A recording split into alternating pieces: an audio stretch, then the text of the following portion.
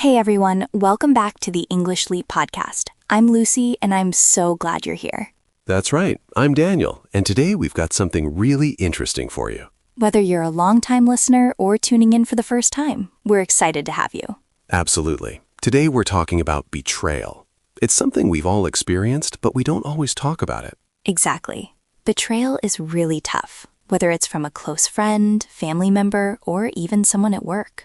It can completely shake how you trust people.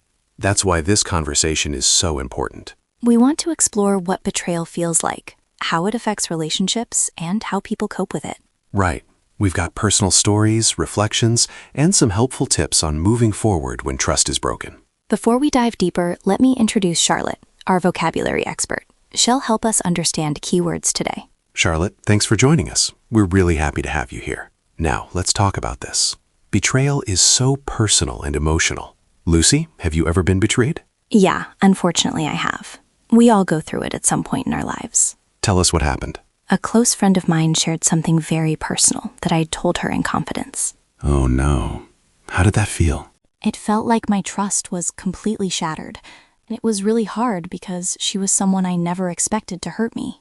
Right. It's always harder when it's someone close to you. Exactly. I wasn't just hurt by what she did. I started questioning every other relationship in my life. That makes sense. Once trust is broken, it's so hard to rebuild it. Absolutely.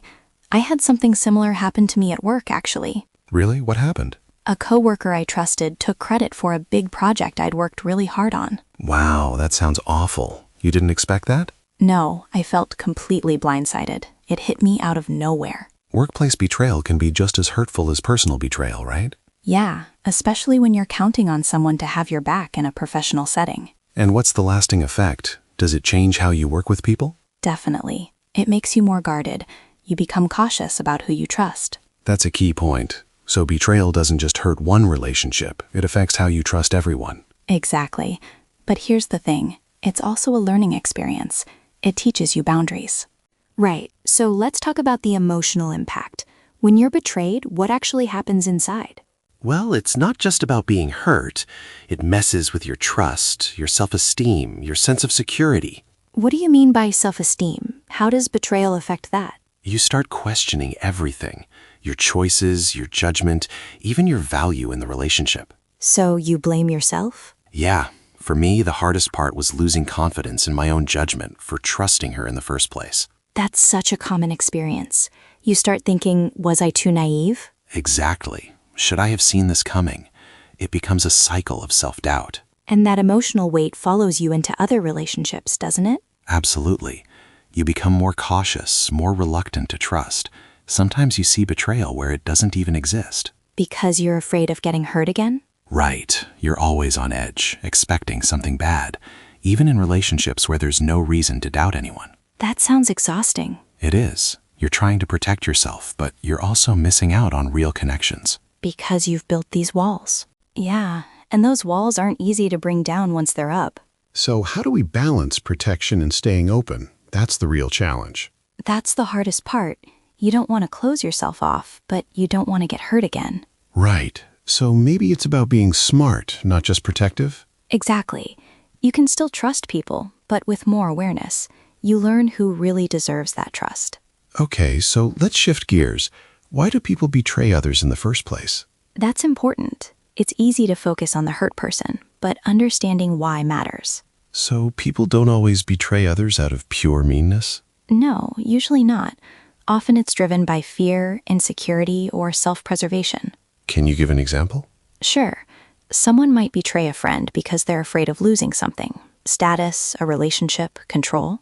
Interesting. What about at work? In professional settings, it's often about ambition.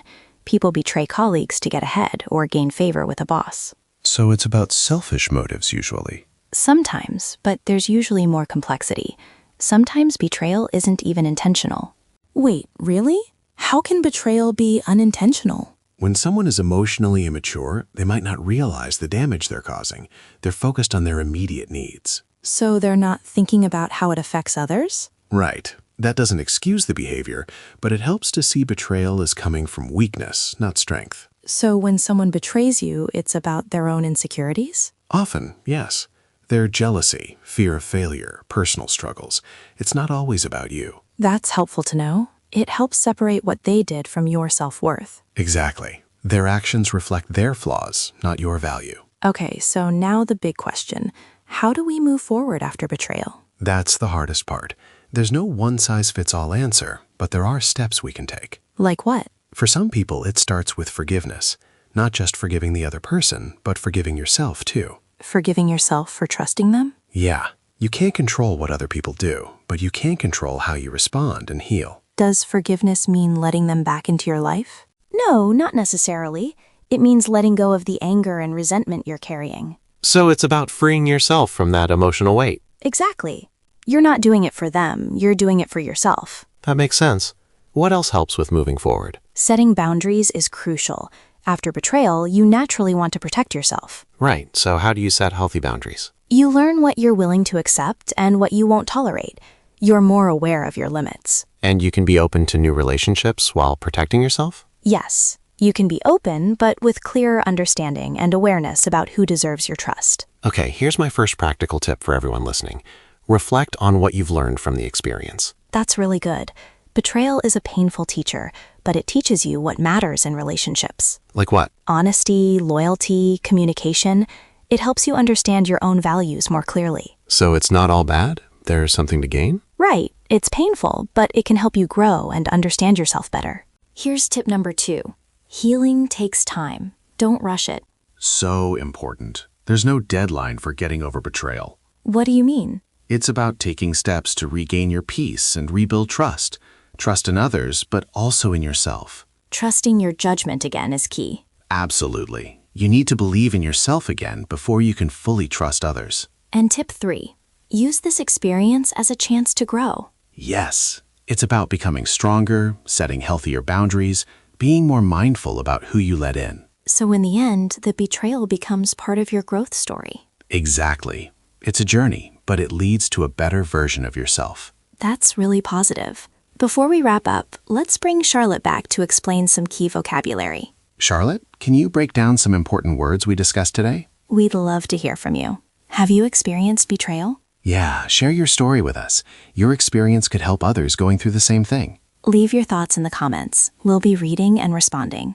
If you found this episode helpful, please like and subscribe to the English Leap podcast. And hit that notification bell so you don't miss our upcoming episodes. We've got lots more insightful conversations coming your way. Until next time, take care of yourselves and stay strong. Keep learning, and we'll see you soon. Thanks so much for tuning in, everyone. Bye.